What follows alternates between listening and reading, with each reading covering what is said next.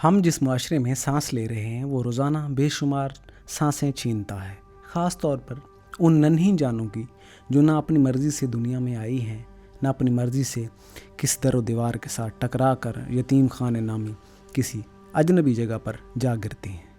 جن بچوں کے لیے ماں باپ کی گود، شفقت کی آغوش اور محبت بھرا لمس ایک فطری حق ہوتا ہے، وہی بچے جب پیدا ہوتے ہیں تو دنیا کی بے رحمی کے حوالے کر دیے جاتے ہیں۔ تو یہ نہ صرف انسانیت کا المیہ ہے بلکہ پورے معاشرے کے اخلاق کی دیوالیہ بن کر چیخ کر گواہی بھی دے رہی ہے۔ پاکستان جیسے ملک میں جہاں مذہب کے نام پر جذبات ابالے جاتے ہیں، خطبے، اجتماعات اور دعائیں اس قدر عام ہو چکی ہیں کہ گلی گلی صدائیں سنائی دیتی ہیں، وہاں ان یتیم بچوں کی حقیقت ایک ایسا زخم ہے جس پر کوئی مرہم نہیں رکھتا۔ یتیم خانوں کے باہر لگے بورڈ پر جو الفاظ ہوتے ہیں، ان میں شفقت، محبت، پرورش اور دیکھ بھال جیسے الفاظ استعمال ہوتے ہیں، مگر اندر کا سچ کسی قبرستان سے کم نہیں۔ وہاں معصوم بچے بڑھتے نہیں ہیں بلکہ اکثر بیچے بھی جاتے ہیں۔ یہ ویڈیو نہ صرف ان یتیم خانوں کا سچ بیان کرتی ہے بلکہ ان کو بچوں کی چیخوں کو قلم کی نوک سے نکال کر کاغذ پر منتقل کرنے کی ایک کوشش ہے، جنہیں کوئی سننا تو دور دیکھنا بھی گوارا نہیں کرتا۔ اگر آپ کو سچ برداشت نہیں تو یہاں رک جائیے، کیونکہ آگے جو ہے وہ شاید آپ کو اندر سے ہلا دے۔ یتیمی بذات خود ایک ایسا دکھ ہے جسے لفظوں میں بیان کرنا ممکن نہیں۔ ایک ایسا بچہ جسے ماں کی گود نہیں ملی، باپ کی انگلی نہیں پکڑنی پڑی، بہن کا لمس، بھائی کا ساتھ، دادا کی مسکراہٹ، نانی کی لوریاں نہیں سننے کو ملی۔ وہ بچہ معاشرے کے رحم و کرم پر ہوتا ہے، اور پھر جب معاشرہ اپنی سیاہ ترین شکل میں سامنے آتا ہے تو یہی بچہ مال بن جاتا ہے۔ جی ہاں، مال بیچنے، خریدنے اور استعمال کرنے کے قابل مال۔ آپ کسی بڑے شہر میں کسی یتیم خانے کا دورہ کریں، چند ایک تو واقعی اپنی حیثیت میں خدمت کے جذبے سے چل رہے ہیں، لیکن زیادہ تر ایسے ادارے محض کاغذی کارروائیوں، مشہوری اور چہروں پر نقاب چڑھائے مافیاز کے مراکز بن چکے ہیں۔ کچھ ایسے بھی ادارے ہیں جہاں بچوں کو تعلیم دینے کی بجائے ان سے مشقت کروائی جاتی ہے۔ بعض جگہوں پر یہ بچے جنسی تشدد کا شکار ہوتے ہیں۔ کئی رپورٹیں سامنے آ چکی ہیں کہ ایسے بچوں کو دوسرے ممالک میں گود لینے کے بہانے بھیجا جاتا ہے، مگر وہ کبھی واپس نہیں آتے۔ کیا کبھی آپ نے سوچا ان بچوں کے نام، چہروں، شناختوں کو چھپا کر کیوں رکھا جاتا ہے؟ جواب بڑا سادہ ہے، کیونکہ جنہیں بیچا جاتا ہے ان کا چہرہ دیکھنے کی اجازت نہیں ہوتی۔ انہیں فائل میں بند کر کے رکھا جاتا ہے، جیسے وہ کسی انسان کے بچے نہیں، کسی دستاویزی پروجیکٹ کا حصہ ہوں۔ یہاں سوال یہ پیدا ہوتا ہے کہ ہم نے اپنی اجتماعی بے حسی کو کب سے انسانیت پر ترجیح دینا شروع کر دیا۔ ہم ان بچوں کے لیے 15 منٹ کی دعا تو مانگ لیتے ہیں، مگر 15 روپیہ دینے سے گھبراتے ہیں۔ ہم ان بچوں کی تصویر پر سوشل میڈیا پر لائک تو کر دیتے ہیں، مگر جب کوئی یتیم بچہ گلی میں بھیک مانگتا ہے تو ہم نظریں چرا لیتے ہیں۔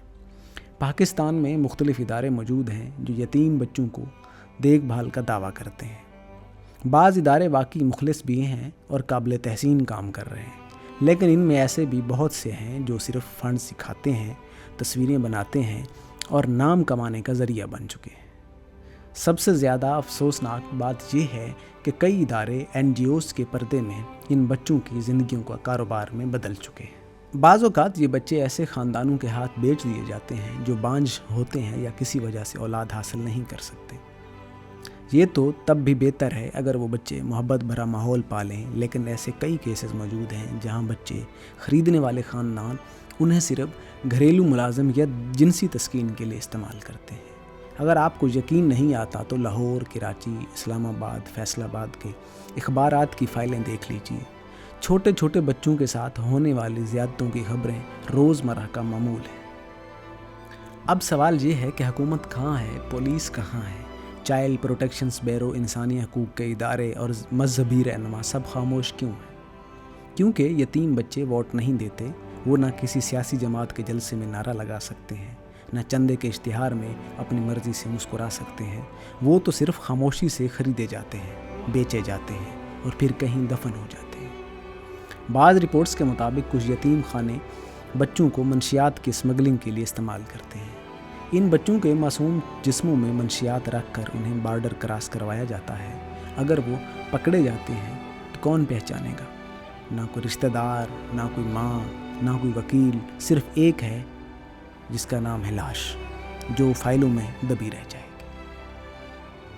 ये भी सुनने में आया है कि कुछ इदारे इन बच्चों को नाम निहात मजहबी तालीम के बहाने मदारस में भेज देते हैं, जहाँ इनसे मुशक्क़त करवाई जाती है या इन्हें जहाद के नाम पर इस्तेमाल किया जाता है।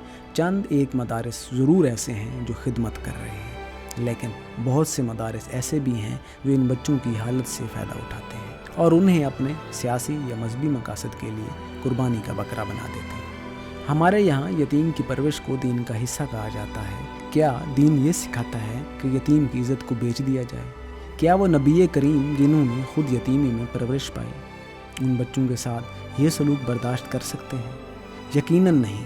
मगर आज इन्हीं बच्चों को सबसे ज़्यादा रुसवाई, तकलीफ़ और जुल्म उन्हीं मुआशरों में सहना पड़ता है जहाँ उनका नाम सबसे ज़्यादा लिया जाता है। एक और अलमनाक हकीकत ये है कि इन यतीम बच्चों की तालीम पर तवज्जो देना तो दूर, उन्हें शऊर देना भी जुर्म समझा जाता है, क्योंकि अगर वो बाशऊर हो गए तो सवाल उठाएंगे और अगर सवाल उठने लगें तो जालिम का चेहरा बेनकाब हो जाता है। यही वजह है कि इन बच्चों को खामोश, कमज़ोर और फर्माबरदार रखा जाता है। हकीकत ये है कि यतीम खानों की हालत हमारी इज्तमाई तरबियत की अक्कास है। ये इदारे हमें ये दिखाते हैं कि हमने इंसानियत को कितना सस्ता कर दिया है। एक तरफ वो बच्चे जिन्हें बेचकर चंद लाख रुपए कमाए जाते हैं, दूसरी तरफ वो बड़े लोग हैं जो इन बच्चों को ख़रीद कर अपने ज़मीर को कत्ल करते हैं। इन सब के बीच एक कागज़ है, एक फ़ाइल है जिस पर लिखा होता है यतीम बच्चा बराए गोद लेने की काबिल। हम कब तक इस सच्चाई से मुंह मोड़ते रहेंगे? क्या हमें शर्म नहीं आती? जो बच्चे सबसे ज़्यादा तहफ़्फ़ुज़ के हकदार हैं वो सबसे ज़्यादा गैर महफूज हैं। क्या इन बच्चों की चीखें हमारे कानों में नहीं गूंजती, या हमने अपने ज़मीर को भी बेच दिया? जो हुकूमतें इंतखाबी मुहिम पर अरबों रुपए लगा सकती हैं, क्या वो इन बच्चों के लिए महफूज यतीम खाने नहीं बना सकती? जो मजहबी रहनुमा हर जुम्मा मिंबर पर चढ़कर वाज करते हैं, क्या वो एक यतीम बच्चे को इज़्ज़त, इल्म और तहफ़्फ़ुज़ नहीं दे सकते? जो मुआशरा औरत के दुपट्टे पर शोर मचाता है, क्या वो यतीम के बच्चे की इज़्ज़त के लिए भी आवाज़ बुलंद करेगा? हमें इस सच से मुँह नहीं मोड़ना चाहिए। अगर हम वाकई इंसान हैं, मुसलमान हैं, पाकिस्तानी हैं, तो हमें अपनी आँखें खोलनी होंगी, अपनी ज़ुबान इस्तेमाल करनी होगी और अपने दिल में दर्द पैदा करना होगा, जिसकी बुनियाद पर एक समाज महज़्ज़ब कहलाता है। यतीमी का दर्द सिर्फ वही समझ सकता है जिसने माँ की आगोश, बाप की छाँव और बहन भाई की मोहब्बत कभी महसूस ना की हो। मगर इन बच्चों को ना वो प्यार मिला, ना वो तहफ़्फ़ुज़, ना वो शनाख्त। अब अगर हमने भी उनकी आवाज़ ना सुनी तो ये बच्चे सिर्फ बेचे नहीं जाएंगे, ये हमारी इंसानियत की मौत का ऐलान भी बनेंगे। हमें इन यतीम खानों का सच सुनना, समझना और बदलना होगा, क्योंकि अगर एक कौम अपने बच्चों को नहीं बचा सकती तो वो कौम अपनी इज़्ज़त भी नहीं बचा सकती।